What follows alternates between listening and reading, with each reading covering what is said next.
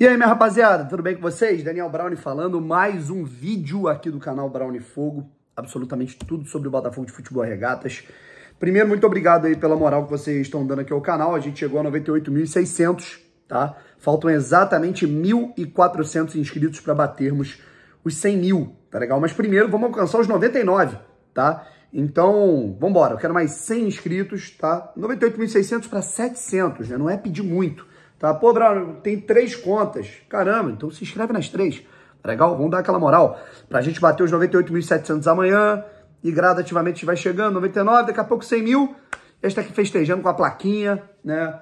Culminando, né? Com a chegada do novo estúdio, do novo cenário.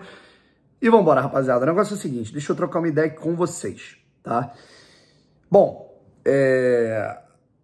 primeiro, quero falar aqui um pouquinho sobre o sistema de jogo, tá? Em que, na minha opinião, embora, tá? Na minha opinião, o Botafogo tenha ofensivamente melhorado em termos de criação de jogada, sufocar o adversário com o Bruno Lage em relação ao Luiz Castro, defensivamente está mais vulnerável, tá? Pelo menos é a minha opinião. O Botafogo está mais vulnerável, é o cobertor curto do futebol. Você abdica de algumas coisas para ser mais incisivo, né? E nessa existem os prós e contras, tá?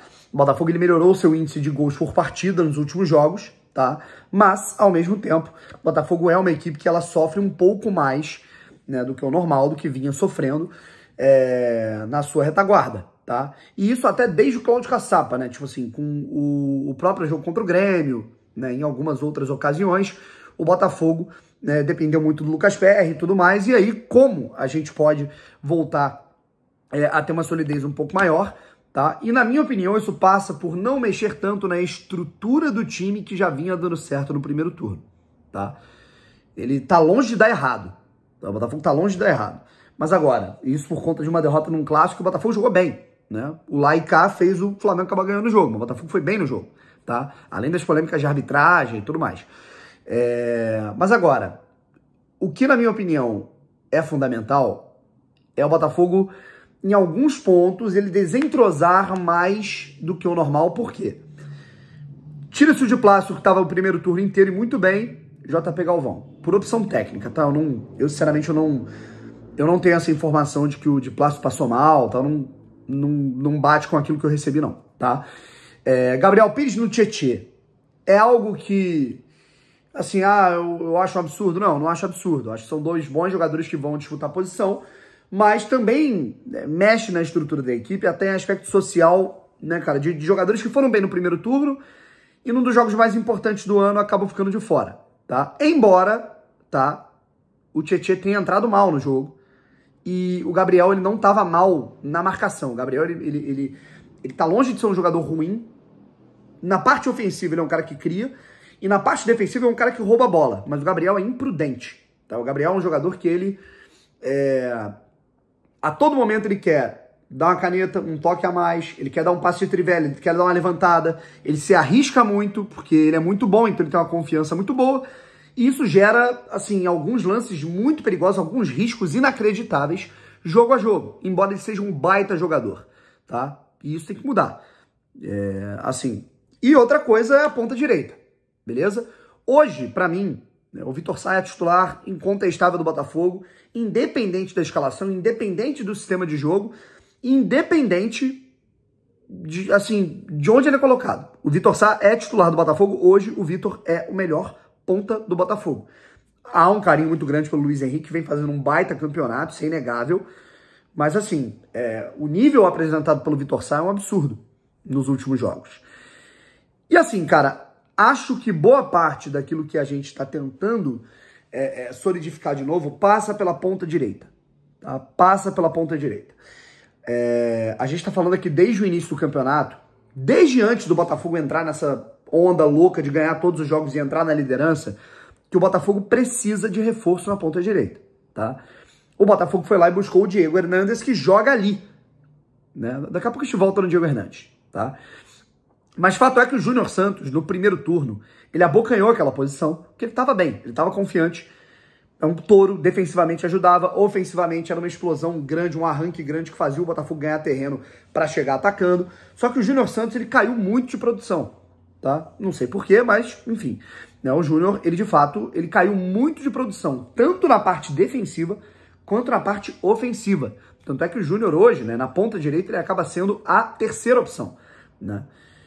Você tem a primeira disputa, a segunda disputa e a terceira opção é ele. Isso porque o Sauer já foi embora, tá? Então, assim, de fato ele caiu muito de produção. A gente tinha o Vitor Sá ou o Luiz Henrique jogando na ponta esquerda e o Júnior incontestável na direita. O Júnior perdeu espaço. O Júnior tá mal, tá? E aí, a gente vê o Segovinha sendo o preferido, por enquanto, do Bruno Lage em algumas partidas, tá? 2 partidas seguidas no Campeonato Brasileiro, inclusive. Eu não concordo na medida em que a recomposição do Segovinha é complicada pelo aspecto físico, é um jogador que tem uma passada, óbvio, menor do que a dos outros jogadores, que é uma tampa, né? Apesar de ser bom e mesmo, não jogou bem contra o Flamengo, tudo bem, mas apesar disso, né? E a gente tem a vulnerabilidade do JP Galvão, que eu espero que, assim, com todo respeito ao jogador, ele não esteja no próximo jogo, que seja de Plácido, né? Então, assim, há um dilema na ponta direita hoje, beleza? E aí a gente pega, por exemplo, Brownie, qual seria o seu time? O do segundo tempo contra o Internacional, em que a gente tinha Luiz Henrique de um lado, Vitor Sá do outro. Só que aí tem um porém, porque o Luiz Henrique, né, o Vitor Sá, ele tá jogando pra caralho, desculpa o termo, cara, mas ele tá jogando muito na ponta esquerda. E o Luiz Henrique na ponta direita, ele não tem a melhor adaptação dele. Não joga bem lá, tá? O Vitor Sá, ele joga bem na ponta direita, ele até se vira, né? Mas a gente perde a característica de aprofundar campo sem o Vitor na esquerda. E aí a gente fica nesse cobertor curto, né? Quem a gente vai colocar do lado direito, sabe? E aí tem um jogador que o Botafogo contratou, que é o Diego Hernandes, que por um motivo, assim, muito misterioso, e aí quando eu falo misterioso, eu não tô falando que é um motivo criminoso, tá? Pelo amor de Deus, misterioso é um motivo, é um mistério, pra mim é um mistério, eu não sei, né? Quando eu falo que eu não sei mesmo, né? Se ele, não tá bem nos treinos, se ele não tá correspondendo tecnicamente mesmo, se ele tá abaixo em algum quesito, algum aspecto das fases do jogo, eu não sei, tá? Mas eu acho que não custaria tentar, sabe? Não custaria tentar mesmo, né? Enfim, a gente tem o Júnior, que é o de produção. O Segovinha é um jogador ainda incompleto para ser titular. O Luiz Henrique não se adapta por ali, é melhor na esquerda. Mas na esquerda tem o Vitor Sá, que tá jogando um absurdo, e o Luiz Henrique, quando entra no segundo tempo, põe fogo no jogo. Então, assim, o Diego Hernandes talvez pudesse ter mais minutagem, pelo menos entrando no segundo tempo, né? O Diego Hernandes tem um jogo com a camisa do Botafogo no Campeonato Brasileiro, cara, que foi contra o Bahia, entrando aos 15, 20 do segundo tempo e entrou bem, tá? Enfim, queria saber o que vocês fariam na ponta direita, quem vocês escalariam, valeu? Um abraço, tamo junto e fui.